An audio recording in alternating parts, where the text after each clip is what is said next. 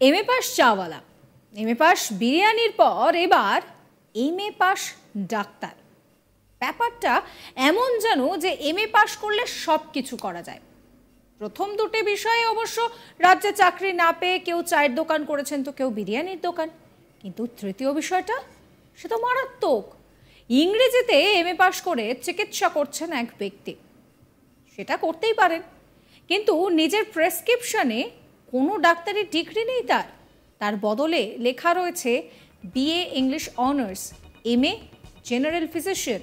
কিন্তু চিকিৎসা করতে গেলে যে ন্যূনতম ডাক্তারি ডিগ্রি থাকার প্রয়োজন সেই সব কিছুই তো নেই সুভাষচন্দ্র মণ্ডলের। গ্রামীণ চিকিৎসকদের যে ডিগ্রি হয় সেই সব কিছু লেখাও নেই প্রেসক্রিপশনে। আর এইসব নিয়েই সুভাষের চিকিৎসা করার আদৌ কোনো যৌক্তিকতা আছে কি না তা নিয়ে প্রশ্ন উঠছে।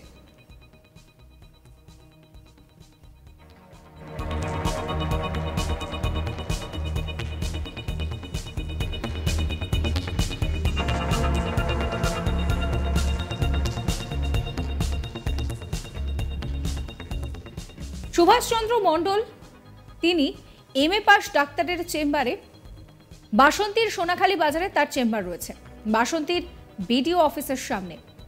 ব্লক প্রশাসনের নাকের ডগায় দিনের পর দিন এইভাবে চিকিৎসা চালিয়ে গেলেও প্রশাসনের কিন্তু নজরে আসেনি। নিজেই এই প্যাডে ওষুধপত্র দেওয়া থেকে শুরু করে বিভিন্ন রকমের পরীক্ষা নিরীক্ষা প্রেসক্রাইব করছেন।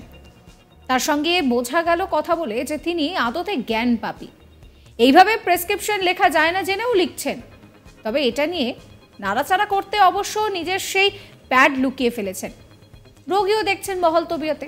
তবে এইসব করে তিনি কোনো অন্যায় করেননি বলেই দাবি তার।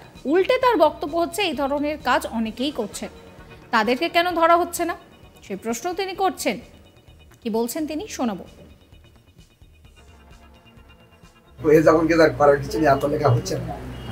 না, লেখা হচ্ছে না, কিন্তু এই যে এতদিন ধরে লিখেছেন, মানুষের চিকিৎসা করছেন, বড়সড় কোনো রকমের দুর্ঘটনা ঘটলে তার দায় কে নেবে? এইভাবে তো চিকিৎসা করা যায় না। এটা কি বলবেন? হ্যাঁ হ্যাঁ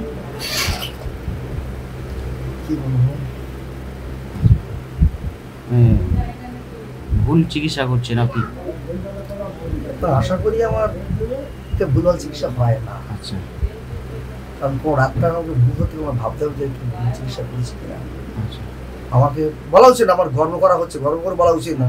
আমরা যেখানে শিখেছি, যেভাবে এসেছি, যেভাবে ডায়াগনোস হয়, কিন্তু অবজেকশনটা আপনাদের এইটাই যে এই ডিগ্রিটা লেখা যায় না। কিন্তু অনেকেই তো লিখে রেখেছে, সেগুলো আপনারা ঘরে কারা লিখেছে, কোথায় অনেক প্রেসক্রিপশন পাবেন। আচ্ছা, সেগুলো বলুন, সেগুলো বলুন। না, আমি বলতে পারবো না, আমি দেখেছি অনেক প্রেসক্রিপশন আছে। এখন যদি সেরকম একটা গাইডলাইন্স আসে, আমার লিখবো ভুল হয়ে গেছে, দেখছি আর কি বলতে পারি। যদিও ডাক্তারের প্রেসক্রিপশনে এই ধরনের ডিগ্রি লেখা যায় না বলে দাবি করেছেন দক্ষিণ 24 পরগনা জেলা পরিষদের সদস্য শঙ্করী মণ্ডল। স্থানীয়দের দাবি সারা রাজ্য জুড়ে এই ধরনের ভুয়ো চিকিৎসক ভরে গিয়েছে, প্রশাসনের ব্যবস্থা তারা দাবি করছেন। আপনাদেরকে শোনাবো শঙ্করী মণ্ডল কি বলছেন।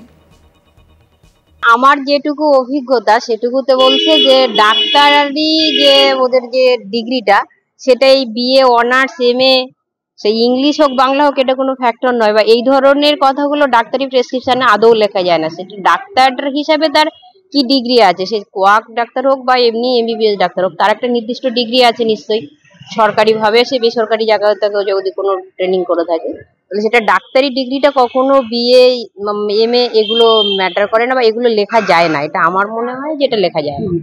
বারবার দিচ্ছেন যে এইভাবে কোনো রকমের চিকিৎসা করা যাবে না, যে সব ডিগ্রি নিয়ে এইভাবে ভুলবার বা ভুয়ো চিকিৎসকের আগে তো অনেকবার নির্দেশ দিয়েছে প্রশাসনে। দেখুন, সরকারের পক্ষ থেকে দিদি তো বারবার নির্দেশ দিচ্ছেন যে এভাবে ভুয়ো চিকিৎসক বা মানে অবৈধভাবে কারো জীবন নিয়ে খেলা যাবে না। তারপরেও যারা করছে অবশ্যই প্রশাসনিকভাবে একটা তদন্ত হওয়া উচিত, বা প্রশাসনিকভাবে তার যদি সত্যিই অন্যায় করে মনে হয় তাহলে অবশ্যই তার শাস্তিযোগ্য অপরাধ বলে আমি। চিকিৎসা ভুল হতেও পারে, অবশ্যই ভুল হতে পারে, অভিজ্ঞতারও একটা ব্যাপার থাকে। বিএএমএ পড়ে ডাক্তারি করা যায় না, ডাক্তার হতে গেলে ডাক্তারি ডিগ্রি করতে হয়। না, ডাক্তারের অভাব সেই অর্থে গোটা পশ্চিমবঙ্গে নেই। সরকারি হসপিটালগুলোতে আপনি দেখুন আগের পরিষেবা বর্তমান পরিষেবা আপনি যদি তুলনামূলক আলোচনা করেন তাহলে দেখতে পাবেন অনেক বেশি মানুষের জন্য সরকার মানে বদ্ধপরিকর এবং অনেক বেশি পরিষেবা মানুষ পাচ্ছে সমস্ত দিক দিয়ে। সে আপনি মানে চিকিৎসা বলুন বা তার ওষুধ বলুন, বিভিন্ন ধরনের পরীক্ষা নিরীক্ষা বলুন, জীবনদায়ী ঔষধ থেকে শুরু করে মানে মারণ রোগের চিকিৎসা থেকে শুরু করে এত বেশি এর আগে কোনো সরকার মানুষের পাশে দাঁড়িয়েছে বলে আমার অভিজ্ঞতা নেই। আর বিশেষ করে স্বাস্থ্যসাথী থেকে শুরু করে আরো যে মানবিক দিক আমার সরকারের, সেটা সত্যি ভীষণভাবে প্রশংসার যোগ্য। স্থানীয় বাসিন্দা অসীম বর্মন বলছেন যে শুধু বাসন্তী নয়, সারা পশ্চিমবঙ্গে এই ধরনের ভুয়ো ডাক্তারের সমস্যা বেড়ে গিয়েছে। এদের কাছে কোনো মেডিকেল সার্টিফিকেট নেই, তারা এইভাবে চিকিৎসা করছে। কিন্তু বড় যদি কোনো অ্যাক্সিডেন্ট ঘটে যায়, সাধারণ মানুষ কোথায় যাবেন, কি বলছেন তিনি, শোনাবো। সারা পশ্চিমবঙ্গের আনাচে কানাচে এই সমস্ত চিকিৎসকদের রমরমা বেড়ে গেছে। যাদের নেই কোনো মেডিকেল সার্টিফিকেট, তারা ভুয়ো নিজেদের সার্টিফিকেট দেখিয়ে চিকিৎসা করে বেড়াচ্ছে। কিন্তু আজকের যদি সাধারণ মানুষ তার কাছে চিকিৎসায় যায়, বড় কিছু ধরনের অ্যাক্সিডেন্ট ঘটে যায়, তার দায়ভারটা কে নেবে? এরা নিজেরা পাশ কাটিয়ে চলে যাবে। তাই এই সমস্ত চিকিৎসকদের অবিলম্বে চিকিৎসকদের বিরুদ্ধে ব্যবস্থা নেওয়া হোক। এই নিয়ে আমার কালিক প্রসেনজিৎ সাহার একটি রিপোর্ট দেখাবো। এবারে চিকিৎসকের ডিগ্রি নিয়ে কার্যত প্রশ্ন উঠল দক্ষিণ চব্বিশ পরগনার বাসন্তী থানার অন্তর্গত সোনাখালী বাজার এলাকায়। এই চিকিৎসক নিজের চেম্বার খুলেছেন। চিকিৎসকের যা ডিগ্রি সেখানে লেখা রয়েছে বিএ ইংরেজি অনার্স এবং এমএ পাস করি। কিন্তু চিকিৎসকদের যে ডিগ্রিগুলি হয় সেই কোনো ডিগ্রি কিন্তু কার্যত নেই প্রেসক্রিপশনে। আর এ নিয়েই কার্যত প্রশ্ন উঠেছে তার চিকিৎসা করার পদ্ধতি নিয়ে। সুভাষচন্দ্র মণ্ডল নামের এই চিকিৎসক দীর্ঘ 18 বছর ধরে চিকিৎসা করছেন, তেমনটাই তিনি জানিয়েছেন। তার প্রেসক্রিপশনেও লেখা আছে 18 বছরের অভিজ্ঞতা সম্পন্ন তিনি। কিন্তু চিকিৎসকদের যে ডিগ্রি হওয়া উচিত সেই ডিগ্রির কোনো কিছুই কার্যত তার প্রেসক্রিপশনে নেই। তাহলে কিভাবে তিনি চিকিৎসা করছেন তা নিয়েই কার্যত প্রশ্ন উঠেছে। আর এই প্রশ্নই কার্যত ঘুরে বেড়াচ্ছে চতুর্দিকে।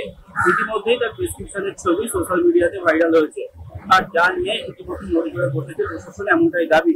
যদিও বাসন্তী ব্লক প্রশাসনের একদম ব্লক প্রশাসনের যে দপ্তর অর্থাৎ বিডিও অফিসের ঠিক সামনেই তিনি চেম্বার করে বছরের পর বছর চিকিৎসা চালিয়ে যাচ্ছেন। কিভাবে তা নিয়ে প্রশ্ন উঠেছে। প্রশাসনের নাকের ডগায় থেকে কিভাবে তিনি এই চিকিৎসা চালিয়ে যাচ্ছেন তা নিয়েও কিন্তু প্রশ্ন করতে শুরু করেছেন সকলেই। যদিও এই ধরনের চিকিৎসা পদ্ধতি বা তিনি তার যা ডিগ্রি তা নিয়ে চিকিৎসা করা যায় না, তেমনটাই দাবি করছেন সকলে। অন্যদিকে চিকিৎসক সুভাষচন্দ্র মণ্ডল, তার সাথে আমরা কথা বলেছিলাম, তিনি জানিয়েছেন যে তিনি যে প্যাড ব্যবহার করছেন। সাবস্ক্রাইব করবেন আজ তাক বাংলার ইউটিউব চ্যানেলকে, ফলো করবেন হোয়াটসঅ্যাপ চ্যানেলও।